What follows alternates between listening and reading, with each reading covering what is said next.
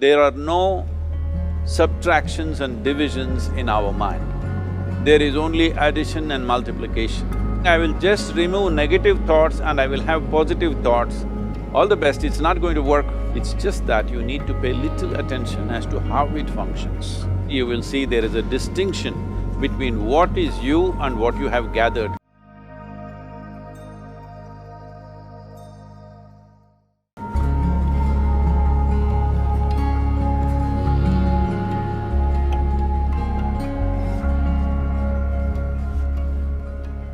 Well, see the way the question is asked and also the way normally it's addressed is, people think there is something called as negative thought and positive thought.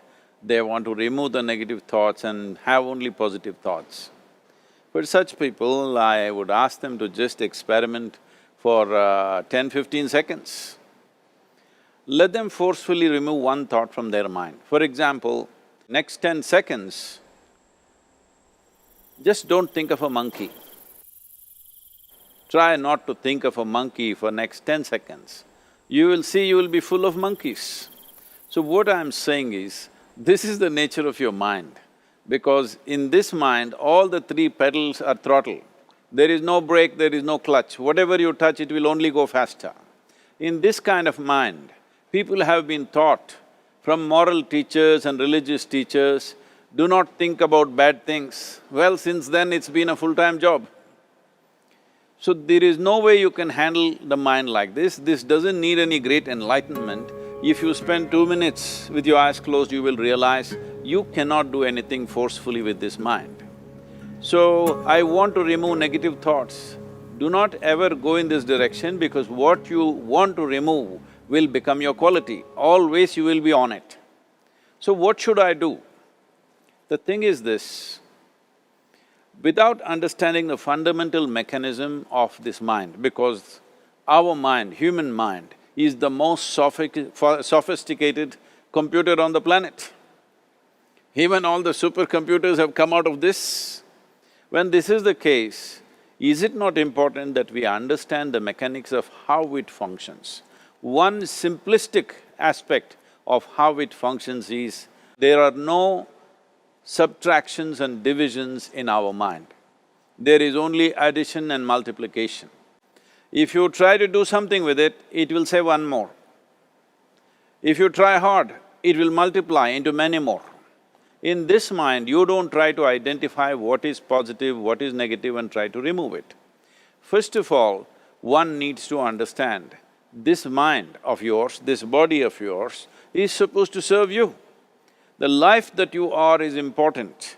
Body and mind are vehicles that must serve us. If you sit in a vehicle, it must go where you want to go. If it goes to its own destination, what is the point of such a vehicle? It's just a nuisance.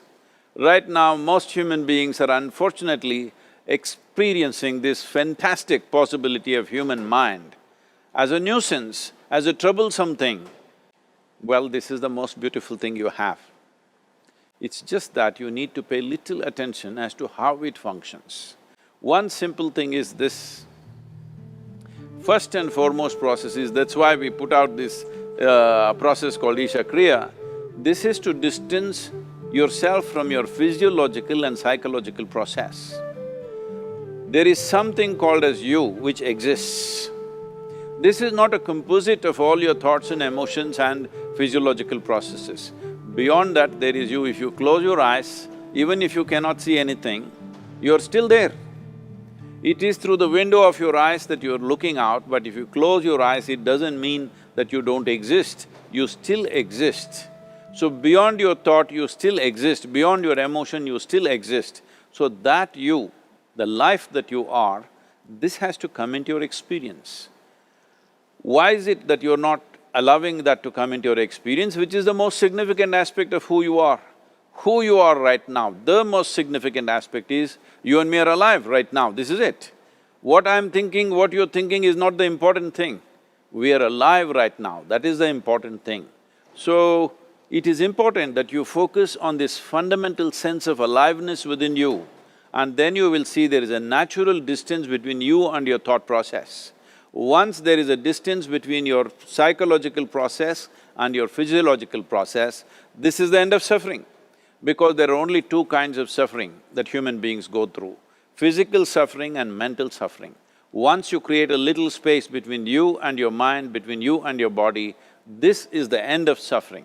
This is something every human being has to experience and know, otherwise thinking I will just remove negative thoughts and I will have positive thoughts, all the best, it's not going to work 100%, it's not going to work because nobody can remove it, they can avoid it for some time. So when negative thoughts come, you say Ram Ram, Shiva Shiva, whatever you want, but this is just avoiding, it's not gone.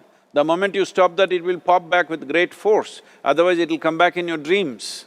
So it's very important, first of all you need to understand your anger, your resentment, your fear, your anxieties, the negativity that you generate. Generally resentment, anger, it is always directed towards somebody. But we need to understand this is poisons that we are drinking and expecting somebody else to die. Fortunately, life doesn't work like that. If I drink poison, I die. If I drink poison, you don't die. So, we need to understand this. When I say poison, today you can have yourself chemically analyzed. Right now, what is your blood work, what it says? 5 minutes of intense anger, check your blood work and see, there will be lots of negative elements in it, literally you're poisoning yourself. So, do you want to poison yourself? Definitely not. Now the very question is coming from certain helplessness, what shall I do? Don't do anything, just sit back and just concern yourself with something which is a life process. Maybe your heartbeat, maybe your breath, maybe just the sensation of being alive. Depending upon how sensitive or how perceptive you are, accordingly, find something. It could be a sensation in the body, it could be breath, it could be heartbeat, it could be anything, something which indicates life to you. Just pay attention to that for some time. Slowly you will see there is a distinction between what is you and what you have gathered, which includes both your physiological and psychological possibility or mess, whatever you made out of it.